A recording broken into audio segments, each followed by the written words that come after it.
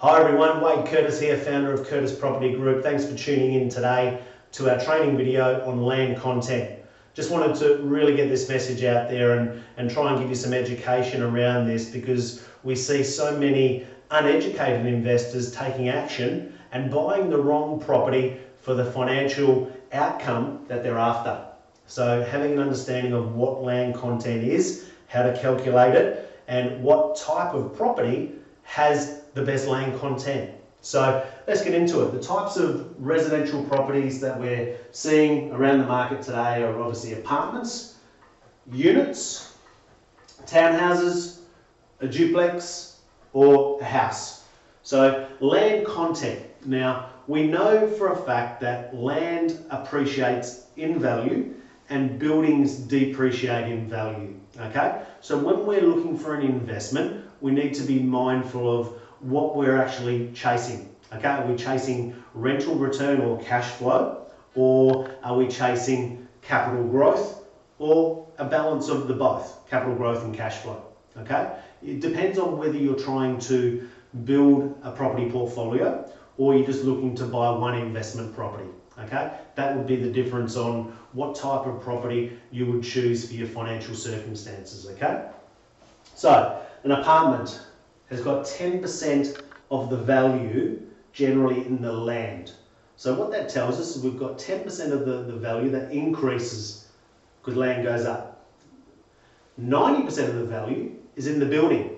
So that's going to give us really good tax deductions in depreciation and those types of things, but they've also got strata fees attached to it, high-rise apartments. So those strata fees can be quite expensive, and unfortunately they don't go down. As the building gets older, they just go up. And if you're buying an apartment that's got a lift in it, lifts are so expensive to be able to maintain, and that's all factored into your strata fees, okay? So 10% of the value in the dirt, because they're normally built on a very expensive parcel of land in the city. So the land content is the value's there, but it's divided up between the amount of apartments that are in the complex. So if you've got 100 apartments, the land value is divided up between that. So that's where we come up with the land content being around 10% on apartments. If we're looking at townhouses, for example, they're generally going to be closer to the city, not as many in the complex, etc.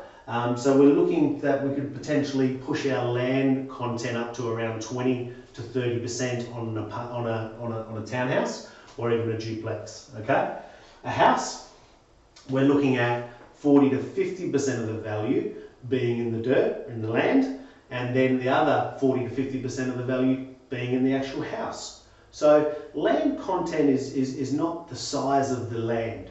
Land content is a percentage of the value represented as the total price. So let's say it was $400,000 being the total price of the property. $200,000 of that was in the building, being the house. $200,000 being in the land. That's exactly a 50% land content.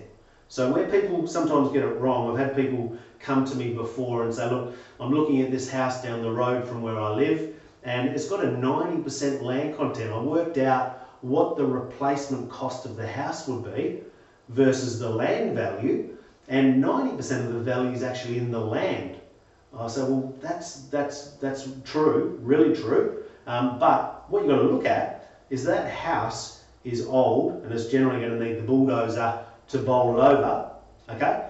Or if you don't, it's going to get a really low rental return. It's going to have minimal tax deductions attached to it, so depreciation and all those types of legal tax deductions that you can get. So therefore, the property is going to cost you a lot more money from your own pocket to be able to hold that, okay? So that doesn't necessarily mean because it's got a 90% land content, you haven't balanced out your cash flow or your rental return that you're going to get from the property. So it's going to cost you too much money from your pocket. So your ability to be able to buy property number 2 or property number 3 is going to be a lot harder because the rental return is a lot less, therefore the property is costing you a lot more money from your own pocket. Okay, so if you're looking to build a sizable property portfolio, and that's the strategy that you need in terms of building your financial independence, having an asset base of 2 or 3 or 4 properties, you need to look at what's the best property that's going to allow you to duplicate or buy property number 2 or property number 3. So if we look at this scenario, we know that houses are generally going to be the best growth asset and the best balance of income to be able to be the catalyst to be able to buy property number 2 or property number 3. So I hope that's been a bit of an insight into land content. Very important to understand it and use it for your own circumstances and factor it in, and it will help you distinguish which property, or what type of property I should say, is best going to allow you to achieve the outcome or the financial outcome that you're after.